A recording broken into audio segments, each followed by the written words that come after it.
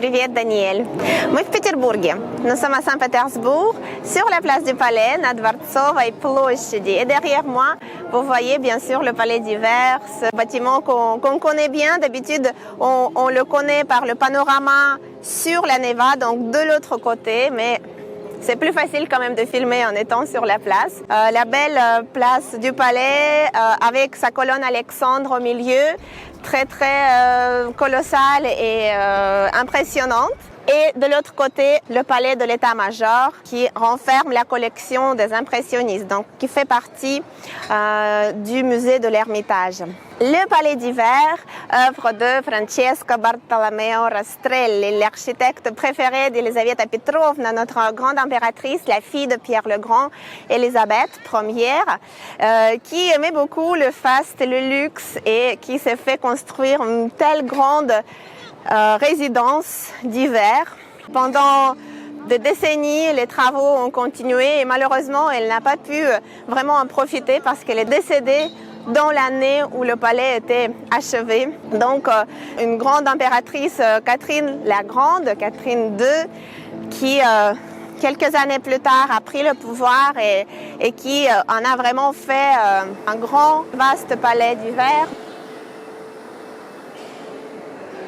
Mais elle aimait aussi se recueillir dans des espaces plus petits. Donc l'Ermitage, c'est plutôt le petit bâtiment qui est à côté, qui est appelé comme ça, pour faire des soirées en petit comité, inviter des amis, etc. Et vous verrez le bâtiment jaune avec son entrée ornés de 6 géants, de 6 colosses. On les appelle en russe Atlantes. Atlantes держат небо. Les Atlantes maintiennent le ciel généralement lourd et chargé, très gris de Saint-Pétersbourg. Mais nous avons beaucoup de chance ici. Nous avons eu pratiquement que du soleil pendant notre séjour long d'un mois quand même. Donc c'est vraiment magique.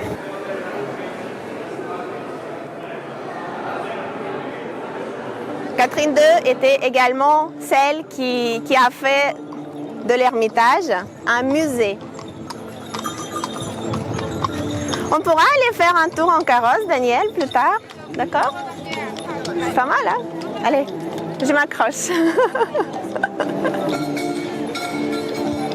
Et donc Catherine la Grande, qui était une grande amatrice d'art et qui a travaillé avec des collectionneurs européens pour racheter des collections entières. Donc il y a une très riche exposition d'art européen classique de la Renaissance au 19e siècle, parce que ça a continué, bien sûr les collections ont continué. C'est d'abord un musée d'art européen, l'Ermitage.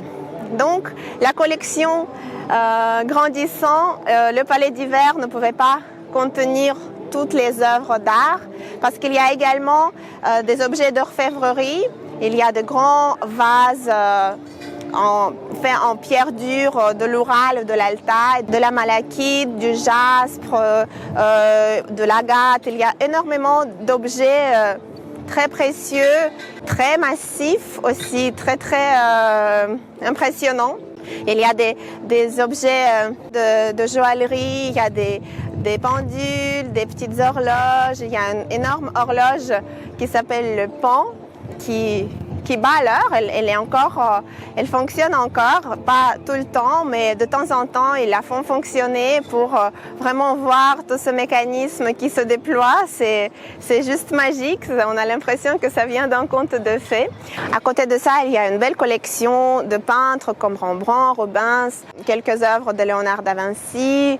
Donc, c'est vraiment une exposition qui vaut la peine d'être vue, bien sûr.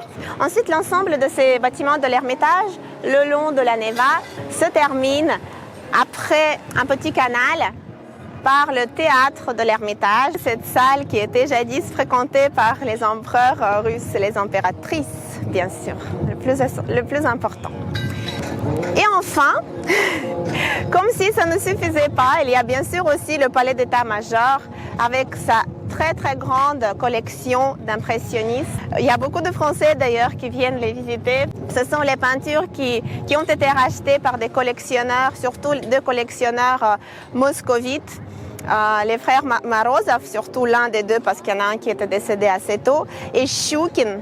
Enfin, c'est également ici, au Palais d'Hiver, que siégeait le gouvernement provisoire suite à la révolution de février. En 1917, il y a eu deux révolutions en Russie. En février 1917, donc la révolution bourgeoise, suite à laquelle il y a eu un gouvernement provisoire qui siégeait dans le Palais d'Hiver. Et dans la nuit du 24 au 25 octobre, il y a eu une deuxième révolution bolchevique cette fois-ci, initiée et dirigée par Lénine. Et la prise du pouvoir a également eu lieu ici dans le Palais d'Hiver. Donc le palais qui a été le théâtre de plusieurs événements, bien sûr, dans l'histoire de la Russie, que vous pouvez visiter ici au cœur de Saint-Pétersbourg, sur la place du Palais. Пока, Daniel.